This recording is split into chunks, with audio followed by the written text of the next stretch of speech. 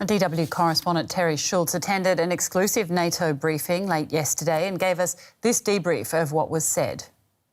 So what I've been told by this Western intelligence source is that they very much fear that if the pace of the invasion continues as it has up until now, that Kyiv could be encircled and fall to the Russians within 24 hours. Of course, I mean, that is not a 100% certain assessment, but this is what it looks like now from the success that the Russians have had in taking over the country all the way to the capital. They now control, this official says, all of Ukrainian airspace. They control both the military and the civilian airport in and near Kyiv. So this, of course, is a very, very key asset for the Ukrainian government that has been lost.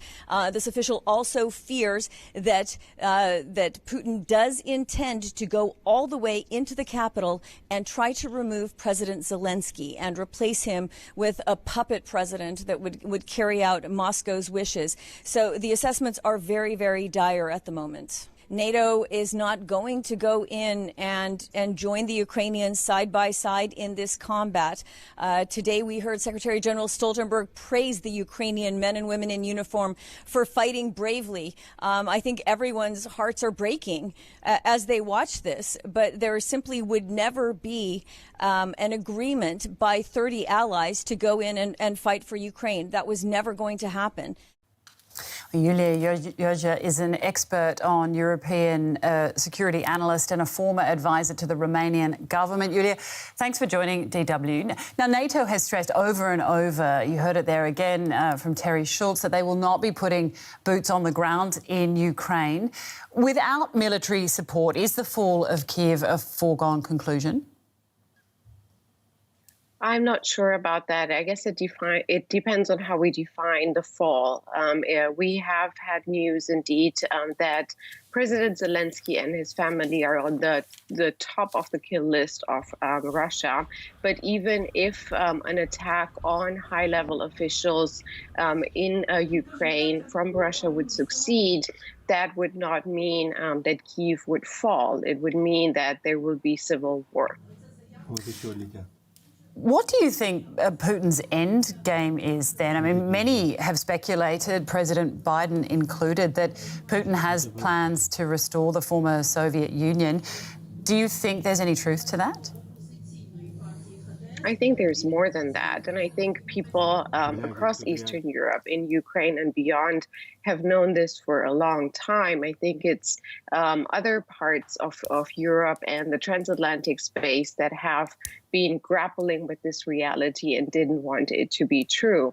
We've seen Russian military aggression in the early 90s against Moldova, against Georgia. We've seen it again against Georgia in 2008.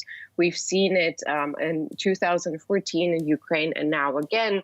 And if we're looking back at the so-called demands that Russia has made to NATO and the United States, they included 3 points which reveal that there's no doubt about Russia's intentions. One is Ukraine not joining NATO. The second one is the withdrawal of military capabilities of the United States from Eastern European countries, members of NATO. And the third one, most importantly, is the reversal of NATO membership to all members of NATO that joined after 1997. So I guess at this point, we have confirmed from Russia that it's not just the Soviet Union, it's more than that. It's Central and Eastern Europe. There must be a lot of fear then in the region. I mean, are countries in the region, particularly those other former Soviet states, preparing for an escalation beyond Ukraine?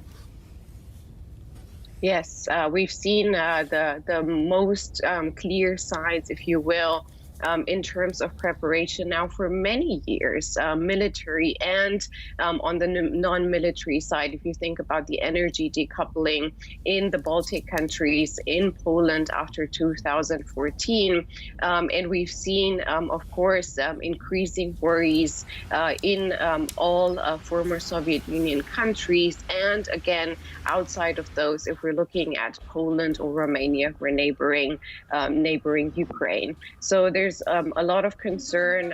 There's a lot of planning taking place on the ground. And of course, there's a lot of military preparation. On the NATO side, we see a little bit of that with an enforcement of the eastern flank and maybe some discussions about the launch of the rapid reaction force. But mostly that is aid that is being provided, just like we've seen over the last 10 years or so by the United States, whereas aid from the rest of NATO members to Eastern Europe is much more reduced. Yulia, we're almost out of time, but I did want to just sort of widen that idea of what are the implications that this will have for peace and security in Europe? Well, I think at this point, even though, again, it's hard to grapple with reality, since yesterday we have seen that Europe is being bombed. We haven't seen that in a long time, and it begs a lot of questions. If we think back at the former Yugoslav wars, Europeans have said this is the hour of Europe and have failed to keep their promise of European security and European peace on the continent, then without American help. Now we're seeing that we haven't learned the lessons on both sides of the Atlantic, and that we have now a situation in which Europe is being bombed and more is likely to come. And from the Western side, we're seeing only discussions about sanctions and how harsh they should be.